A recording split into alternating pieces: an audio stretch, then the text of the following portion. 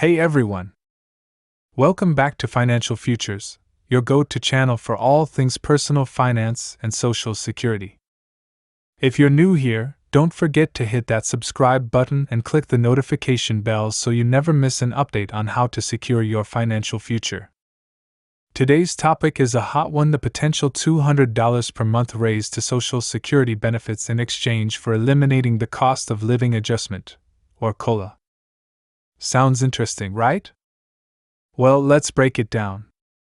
So, there's been a lot of buzz around this proposed $200 per month raise to Social Security benefits. But here's the kicker: this raise might come at the cost of getting rid of the COLA, which many rely on to keep up with inflation. What would you do? Take the $200 now and never see another COLA, or stick with the COLA and hope for those incremental increases? Drop your thoughts in the comments below. I'm really curious to see where you stand. Now, let's get into the numbers.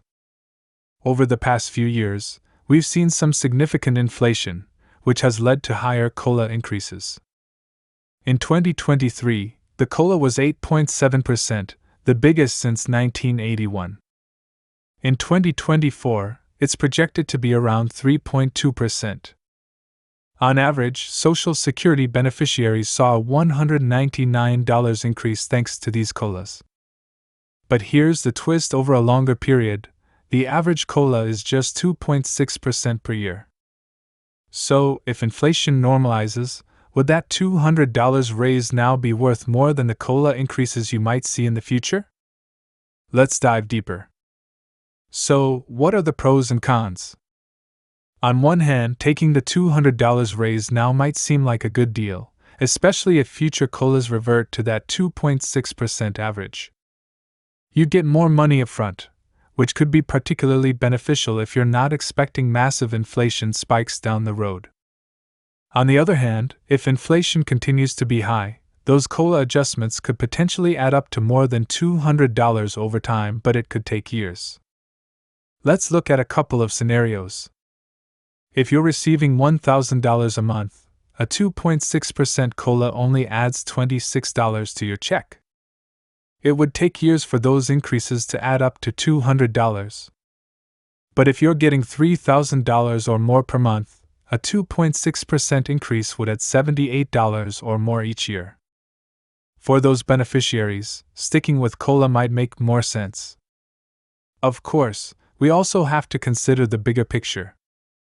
Social Security's solvency is a huge concern, and some proposals out there suggest scrapping the COLA altogether without even offering the $200 raise.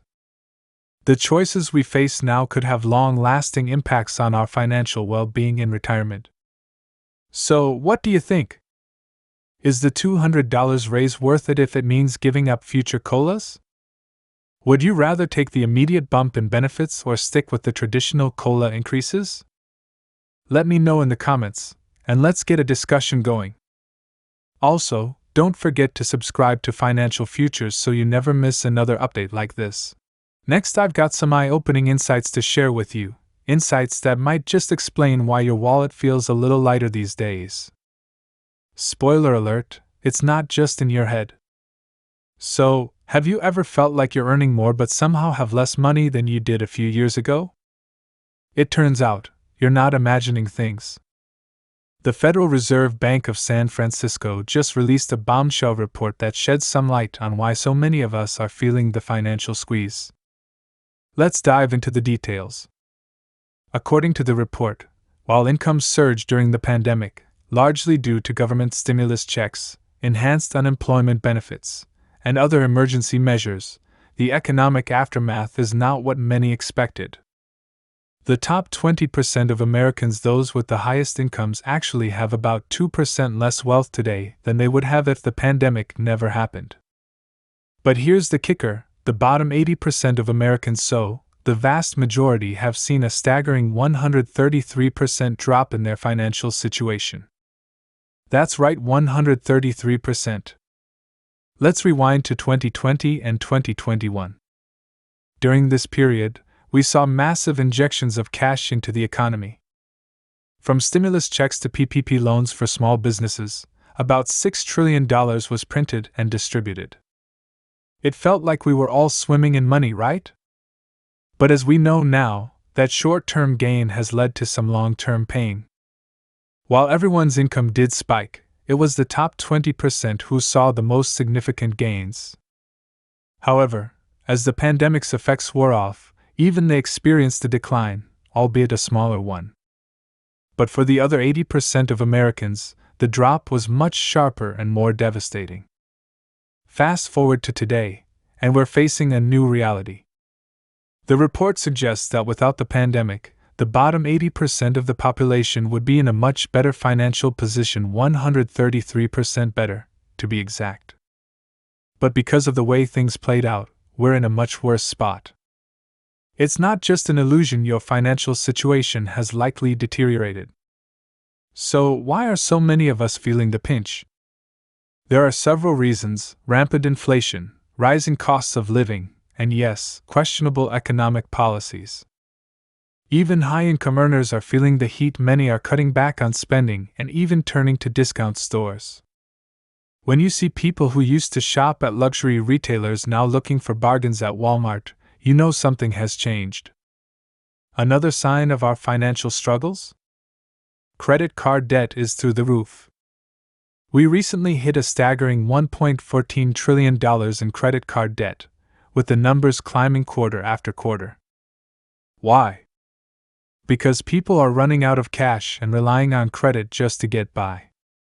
It's not a spending problem, it's a survival problem. The majority of Americans are using credit to cover basic expenses because their incomes aren't keeping up with the rising costs of essentials like food, shelter, and healthcare. Now, some experts are saying that the lack of disposable income could help bring down inflation. But before you get too excited, remember that while prices on non-essential items might drop, the cost of essentials like food, housing, and healthcare is likely to remain high or even increase. That's because, no matter what, we all need to eat, we all need a place to live, and we all need healthcare. As demand for these essentials remains high, so do their prices. So, even if inflation cools in some areas, don't expect your grocery bill or rent to go down anytime soon. So, what can you do in this tough economic climate? First, it's crucial to stay informed. That's why you're here, right?